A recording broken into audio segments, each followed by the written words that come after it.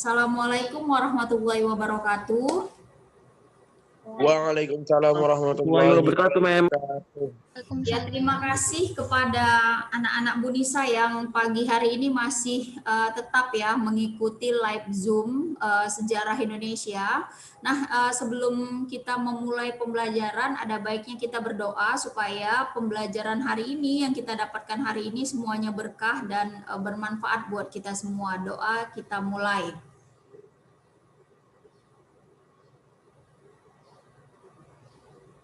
Doa selesai.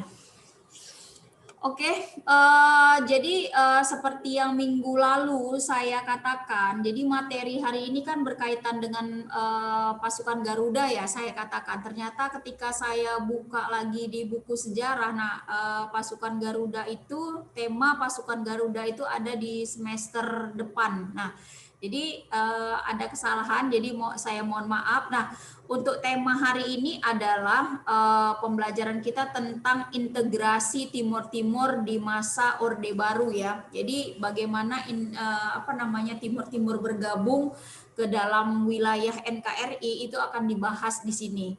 Baik, sebelum saya memulai pembelajaran pada hari ini, saya mau kasih video dulu ya. Saya coba untuk share-nya. Bentar ya.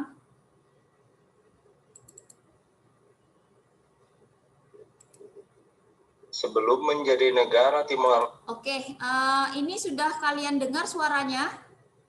Videonya Sudah, Mem. Sudah nampak ya. Nah, Sudah, coba Mem. kalian perhatikan dan kalian dengarkan, amati baik-baik. Leste seperti sekarang ini, Timor Leste pernah menjadi bagian wilayah Republik Indonesia dengan nama Provinsi Timor Timur. Timor Timur secara resmi menjadi provinsi ke-27 di wilayah Negara Kesatuan Republik Indonesia. Sampai akhirnya pada masa awal reformasi tahun 1999, wilayah Provinsi Timur Timur terlepas dan menjadi negara yang berdiri sendiri, Timor Leste.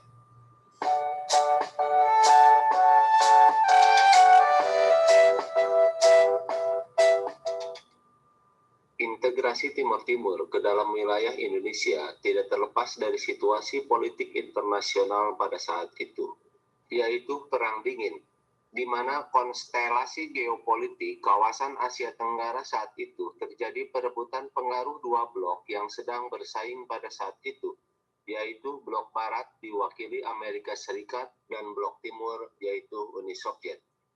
Dengan kekalahan Amerika Serikat di Vietnam pada tahun 1975, berdasarkan teori domino yang diyakini oleh Amerika Serikat bahwa kejatuhan Vietnam ke tangan kelompok komunis akan merembet ke wilayah-wilayah lainnya. Berdirinya pemerintahan Republik Demokratik Vietnam yang komunis dianggap sebagai ancaman yang bisa menyebabkan jatuhnya negara-negara di sekitarnya ke tangan pemerintahan komunis. Kemenangan komunis di Indochina atau Vietnam secara tidak langsung juga membuat khawatir para elit Indonesia, khususnya pihak militer. Pada saat yang sama, di wilayah koloni Portugis yaitu Timor Timur, yang berbatasan langsung dengan wilayah Indonesia, terjadi krisis politik. Krisis itu sendiri terjadi sebagai dampak kebebasan yang diberikan oleh pemerintah baru Portugal di bawah pimpinan Jenderal Antonio de Spinola. Ia telah melakukan perubahan dan berusaha mengembalikan hak-hak sipil, termasuk hak demokrasi masyarakatnya, bahkan di daerah kolonisasinya. Di Timor Timur muncul 3 partai politik besar yang memanfaatkan kebebasan yang diberikan oleh pemerintah Portugal. Ketiga partai politik itu adalah 1. União Democrática Timorense, UDT, Persatuan Demokratik Rakyat Timor, yang ingin merdeka secara bertahap.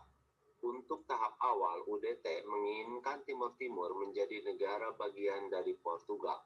2. Frente Revolucionaria de Timor-Leste Independente, Retilin, Front Revolusioner Kemerdekaan Timor Timur, yang radikal, komunis, dan ingin segera merdeka.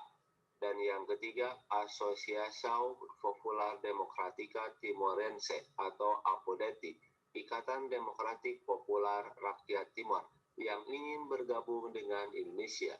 Selain itu, terdapat pula dua partai kecil, yaitu Kota dan Trabalista.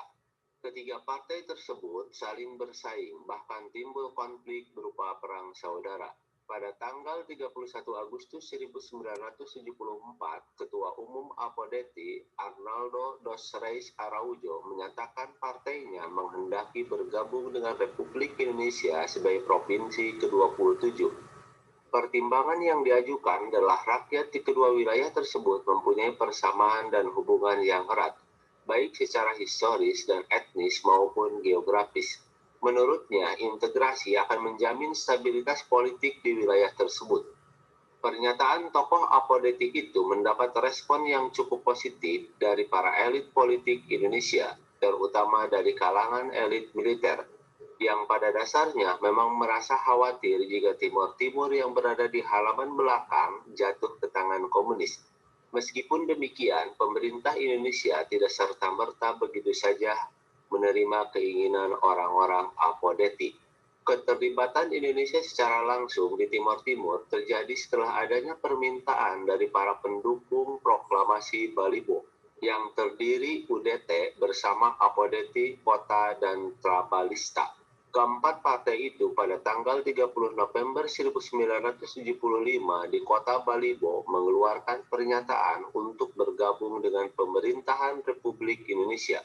Pada tanggal 31 Mei 1976, DPR Timor Timur mengeluarkan petisi yang isinya mendesak pemerintah Republik Indonesia agar secepatnya menerima dan mengesahkan bersatunya rakyat dan wilayah Timor Timur ke dalam Republik Indonesia.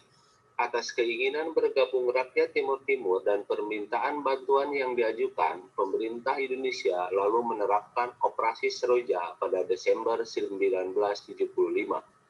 Operasi militer ini diam-diam didukung oleh Amerika Serikat yang tidak ingin pemerintahan komunis berdiri di Timor Timur. Pada masa itu, perang dingin antara Amerika Serikat dengan Uni Soviet yang komunis memang tengah berlangsung. Bersamaan dengan operasi-operasi keamanan yang dilakukan, pemerintah Indonesia dengan cepat juga menjalankan proses pengesahan Timor Timur ke dalam wilayah Indonesia dengan mengeluarkan Undang-Undang Nomor 7 Tahun 1976 tentang pengesahan penyatuan Timor Timur ke dalam Negara Kesatuan Republik Indonesia dan pembentukan daerah tingkat 1 Timor Timur. Pengesahan ini akhirnya diperkuat melalui TAP MPR nomor 4 MPR/1978. Timor Timur secara resmi menjadi provinsi ke-27 di wilayah Negara Kesatuan Republik Indonesia. Negara-negara tetangga dan pihak barat termasuk Amerika Serikat dan Australia dengan alasannya masing-masing umumnya mendukung tindakan Indonesia. Kekhawatiran akan jatuhnya Timor Timur ke tangan komunis membuat negara-negara barat, khususnya Amerika Serikat dan Australia, secara diam-diam mendukung tindakan Indonesia. Mereka secara de facto dan selanjutnya de jure integrasi Timor Timur ke wilayah Indonesia. Akan tetapi penguasaan Indonesia terhadap wilayah itu ternyata menimbulkan banyak permasalahan yang berkelanjutan, terutama setelah berakhirnya Perang Dingin dan runtuhnya Uni Soviet. Saya Gun-Gun Misbah Gunawan. Oke. Mudah-mudahan ada manfaatnya. Oke, itu tadi. Ya, nah jadi video itu tadi memang diambil dari YouTube ya. Jadi Amri sebelumnya juga kita sudah izin nanti dengan pihak YouTube untuk men-share video yang tadi karena berkaitan dengan materi pembelajaran kita. Nah, lanjut saja ya. Tadi sudah kalian lihat tuh sekilas video tentang apa ya, bagaimana latar belakang akhirnya Timur Timur itu nanti meminta untuk bergabung di NKRI ya. Nah, saya sekarang akan share PPT saya untuk hari ini. Sebentar ya. Oke, tidak ada di sini.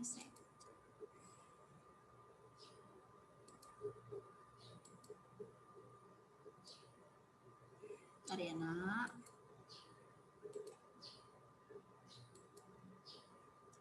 Oke.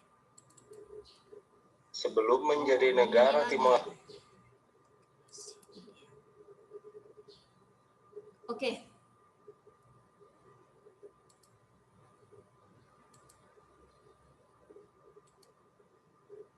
Nah, ini dia. Sudah kelihatan ya, Nak ya? Sudah? Sudah, Ma'am. Sudah. Nah, jadi seperti yang saya katakan tadi ya, materi kita pada hari ini adalah integrasi Timur Timur ke Indonesia. Jadi memang indikator pembelajaran yang akan kita dapatkan ini adalah kita ingin mengetahui bagaimana proses integrasi Timur Timur nanti masuk ke wilayah NKRI, menjadi bagian NKRI, walaupun nanti ya usia Timur Timur menjadi bagian di NKRI itu hanya seumur jagung saja, yaitu pada masa Orde Baru dia masuk, kemudian nanti pada masa reformasi dia keluar kembali. Nah, jadi seperti yang kalian ketahui bahwasanya Timur Timur itu merupakan jajahan dari bangsa Portugis ya, atau bangsa Portugal untuk yang saat ini. Nah, jadi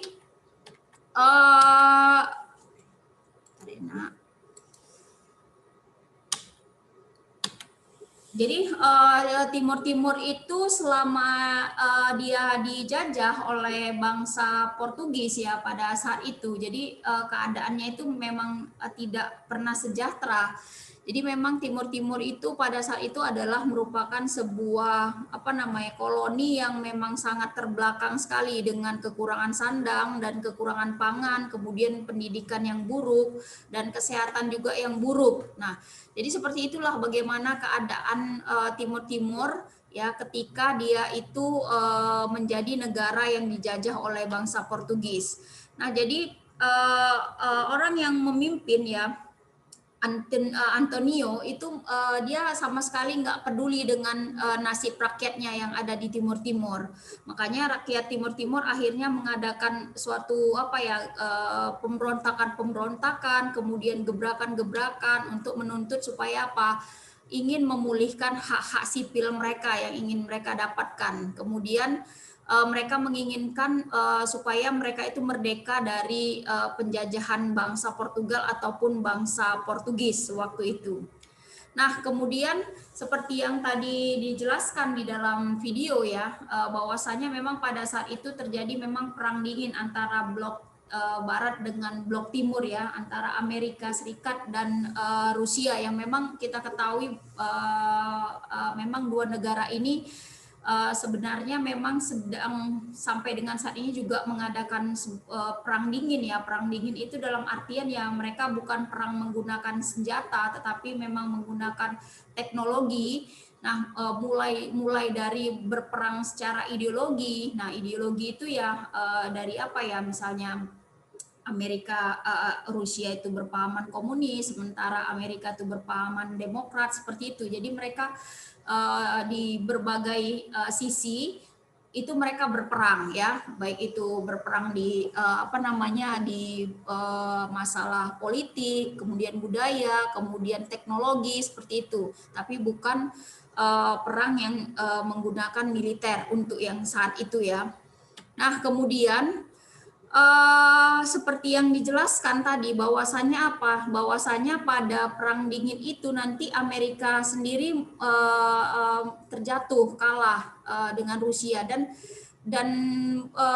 negara-negara yang dimaksudkan tadi itu termasuklah tadi yang disebutkan adalah Vietnam ya.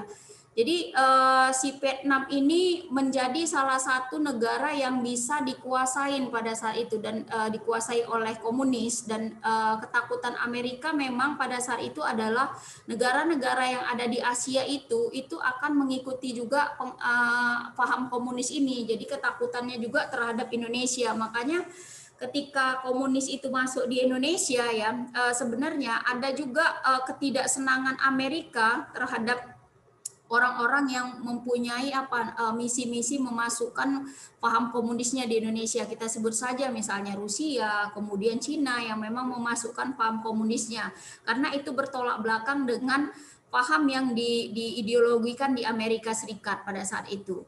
Nah, Jadi karena ada seperti itu ya, pergejolakan seperti itu, akhirnya nanti Timur-Timur itu ya, mereka itu memanfaatkan dengan membentuk 3 partai seperti yang tadi dijelaskan. Ada partai UDT, ada partai Fretilin, kemudian ada partai Apodeti. Nah, dari partai-partai ini nanti akan mengusung ya apa kemauan-kemauan dari tujuan-tujuan dari Timur-Timur sebenarnya nanti. Nah, kemudian nanti dari partai-partai ini seperti yang tadi dijelaskan di dalam video yang sebelumnya itu. Nah, jadi ada salah satu nanti partai yang memang menginginkan mereka itu setelah merdeka mereka minta bergabung ke Indonesia, dan kebetulan ya partai itu nanti menang ya. Partai itu menang dan akhirnya nanti ya pemerintahan Indonesia itu mengizinkan Timur-Timur itu masuk ke dalam wilayah Indonesia. Nah, seperti itu dia. Nanti masuk ke dalam wilayah Indonesia dan mulailah bangsa Indonesia pada saat itu menyiapkan sebuah operasinya ke Timur-Timur untuk apa? Untuk mengamankan situasi Timur-Timur pada saat itu yang memang kita ketahui bahwasanya keadaan Timur-Timur waktu itu sedang kacau ya karena masalah politik tadi ini. Nah, seperti itu. Jadi seperti yang saya katakan tadi ya, mulailah dari militer Indonesia itu melakukan invasi militer ke Timur-Timur, dan selama masa invasi itu ya terjadilah sebuah penolakan dari partai yang memang tidak menginginkan tidak menginginkan mereka itu bergabung ke Indonesia gitu. Nah, terjadi baku tembak ya pada saat itu. Nah, kemudian bagi partai-partai yang menginginkan ke Indonesia itu tentu saja keadaan mereka itu darurat dan mereka menyelamatkan para keluarganya untuk dibawa ke Indonesia. Nah, ini ya partai ini nanti didukung oleh Amerika Serikat. Karena apa? Dia tahu bahwasannya memang di Indonesia itu menolak sekali dengan ideologi komunis. Ya, makanya ketika Timur-Timur itu memilih ya salah satu partai memilih untuk bergabung ke Indonesia pada saat itu didukung oleh Amerika Serikat. Nah, jadi sebenarnya bukan Amerika saja sendiri yang mendukung masuknya Timur-Timur ke wilayah Indonesia, tetapi juga ada beberapa negara yang memang mendukung Timur-Timur ini masuk ke wilayah Indonesia. Nah, seperti itu. Jadi ini merupakan ya kabupaten-kabupaten yang ada di Timur-Timur pada saat itu ketika masih dijajah oleh Portugis, namanya memang berbahasa Portugis. Nah, jadi bisa kalian lihat nih wilayah-wilayah di Timur-Timur, mulai dari nanti ada Dili. Nah, sebenarnya kita dengan Timur-Timur itu pada masa Orde Baru itu sangat dekat sekali ya, karena memang banyak memang tokoh-tokoh politik ataupun para penggagas seni memang berasal dari Timur-Timur, berasal dari Dili pada saat itu. Nah, tapi memang ada kelompok-kelompok yang memang dari awal tidak menginginkan Timur-Timur itu masuk ke Indonesia. Makanya setelah Timur-Timur disahkan melalui TAP MPR, kemudian melalui undang-undangnya, Timur-Timur itu masuk ke Indonesia dan menjadi provinsi yang ke-27 ya di Indonesia. Ada saja orang-orang ataupun elit politik yang tidak suka atas masuknya Timur-Timur ke Indonesia itu berusaha untuk membuat kegaduan-kegaduan pada saat itu di sana. Nah, jadi nanti semuanya itu terblow up ketika masa pemerintahan Orde Baru itu runtuh. Nah, seperti itu dia. Dan akhirnya nanti ketika masa Orde Baru itu runtuh, itulah yang dijadikan kesempatan oleh orang-orang elit politik di Timur-Timur yang memang dari awal nggak menyukain Indonesia itu Timur-Timur itu masuk ke dalam wilayah NKRI. Nah, seperti itu. Nah, ini tadi yang seperti yang saya katakan bahwasannya ketika partai tersebut menang dan banyak ya dari anggota-anggota partai bahkan masyarakat yang ada di Timur Timur memang menginginkan penggabungan diri kepada NKRI, dan itu disambut oleh bangsa Indonesia, dan akhirnya dengan cepat ya pemerintah Indonesia pada saat itu, yaitu pemerintahan Soeharto, itu langsung membentuk ataupun membuat undang-undang yang menetapkan wilayah Timur Timur itu masuk ke dalam wilayah NKRI. Makanya ini sangat kuat jadinya. Tetapi kalau kita lihat dari sejarah ya, latar belakang sejarah bagaimana orang-orang Timur Timur yang ingin bergabung ke Indonesia itu memang tidak terlalu kuat untuk masuk ke Indonesia, karena hanya sebagian kelompok saja yang menginginkan, walaupun nantinya kelompok itu menang di dalam sebuah pendapat ataupun sebuah musyawarah seperti itu. Tetapi ketika nanti Timur Timur lepas lagi ke Indonesia, lepas dari Indonesia, itu semua memang sudah dipikirkan oleh banyak orang, namun tidak terpikirkan kalau Timur Timur akhirnya dilepas begitu saja tanpa ada perlawanan-perlawanan. Nah, seperti itu.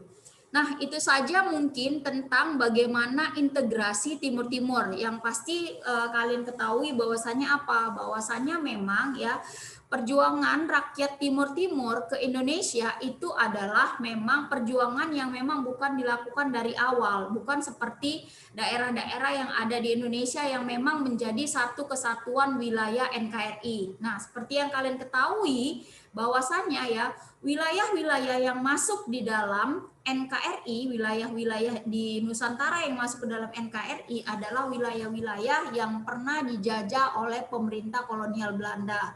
Sementara kita ketahui bahwasanya ya Timur Timur itu dia bukan merupakan daerah jajahan dari Belanda, melainkan dari bangsa Portugis ataupun Portugal. Nah, seperti itu ya. Nah, jadi mungkin sampai sini ada yang mau bertanya, silahkan Nak. Mem, Iya. kemarin tuh saya ada baca apa kan Mem di Twitter gitu kan Mem. Kalau Timur Timur itu misal dari Indonesia itu karena kesalahannya Pak Habibie Mem. Oke, jadi inti pertanyaan kamu apakah gitu ya? Ini kita bukan menjudge tokoh politik kita ya. Itu apakah kesalahan Habibie seperti itu. Nah, sebenarnya almarhum B.J. Habibie sendiri pun ya ketika dia memutuskan untuk menyetujui berpisahnya Timur Timur dari Indonesia, itu sudah dipikirkan matang-matang gitu oleh Presiden Habibie pada saat itu. Nah, kenapa? Karena memang ya anggaran untuk yang pertama masalah anggaran untuk Timur Timur itu sangat besar sekali, karena kita ketahui bersama bahwasanya ya hasil dari Timur Timur itu tidak terlalu banyak sekali seperti Papua ya. Kita ketahui bahwasanya bagaimana proses Papua itu masuk ke Indonesia, kemudian kekayaan alam yang ada di Papua. Nah, sementara keuangan negara itu lebih banyak memang mendonasikan uangnya itu ke Timur Timur untuk pada saat itu. Nah, memang sih sebagian orang menyatakan bahwasanya itu adalah jajak pendapat yang dilakukan kesalahan yang dilakukan oleh B.J. Habibie, tapi kita tidak boleh memandang dari satu sisi saja. Mungkin ya Presiden Habibie pada saat itu juga punya pertimbangan-pertimbangan khusus. Namun salah langkah ketika apa? Ketika dia mengusulkan jajak pendapat, di mana pada jajak pendapat itu mungkin ya sudah disisipin oleh orang-orang yang tidak menginginkan Timur Timur itu masuk ke dalam wilayah NKRI. Seperti itu, Amri. Oke, ada lagi pertanyaan, Nak? Silahkan yang lain yang berkaitan tentang integrasi Timur Timur pada masa Orde Baru. Silahkan. Ada? Berarti memang permasalahan utama dari disintegrasi si Timur Timur ini karena permasalahan ekonomi ya, Mem? Ya, salah satunya permasalahan ekonomi. Disintegrasi artinya ketika masa Orde Baru runtuh, ya, kemudian Timur Timur menginginkan pemisahan dari NKRI, itu memang salah satu faktornya adalah masalah ekonomi. Kemudian masalah ekonomi ini berkaitan tentang pembangunan ya. Pembangunan di Timur-Timur itu memang sangat tidak diperhatikan sekali oleh pemerintah karena memang anggaran untuk Timur-Timur itu sangat besar sekali. Jadi memang Timur-Timur itu menjadi salah satu daerah yang baru merdeka tetapi tidak diperhatikan oleh pemerintahan pusat pada saat itu. Jadi pikirkan oleh masyarakat Timur-Timur itu sebagai anak tirinya dari bangsa Indonesia. Seperti itu dia. Tapi banyak faktor juga sih yang lain. Apakah ada gitu pengaruh dari negara-negara yang menjajah daerah Timur Leste itu untuk buat negara baru aja gitu Ya, ataukah ada pengaruh-pengaruh pihak-pihak lain gitu? Ya, kalau pengaruh dari pihak-pihak lain tentunya ada ya, karena memang pada saat itu ketika Timur-Timur itu menginginkan pisah dari NKRI, memang ada negara-negara yang ikut membantu, yang berkontribusi dalam pelepasan Timur-Timur dari Indonesia. Kita sebut saja mungkin Australia pada saat itu, yang mungkin pada saat itu ngekeh kali yang awalnya Australia itu adalah salah satu negara yang mendukung Timur-Timur itu masuk ke Indonesia, tetapi nanti pada masa Orde Baru, kejatuhan Orde Baru, Australia itu adalah salah satu negara yang mendukung pisahnya si Timur Leste itu dari NKRI, seperti itu Sahrul. Jadi memang ada peran. Kalau misalnya orang Timur itu sendiri, saya yakin nggak akan terjadi ya perpisahan ataupun lepasnya Timur itu dari Indonesia. Pasti ada bantuan dari negara lain. Seperti itu Sahrul. Oke, terima kasih Mem. Oke, ada yang lain Nak? Mem, saya mau nanya Mem, tapi nggak berkaitan sama sejarah sih Mem. Oh ya, silakan. Ini Mem, mengenai apa Mem? Isu yang katanya kita mau ganti platform bukan psikologi lagi tapi pakai Google Classroom. Terus sama yang masalah ini Mem, kami dipulangkan lagi ke CTF Mem. Sebentar, saya sudahin saja ya pertemuan kita pada hari ini. Assalamualaikum warahmatullahi wabarakatuh. Waalaikumsalam warahmatullahi wabarakatuh.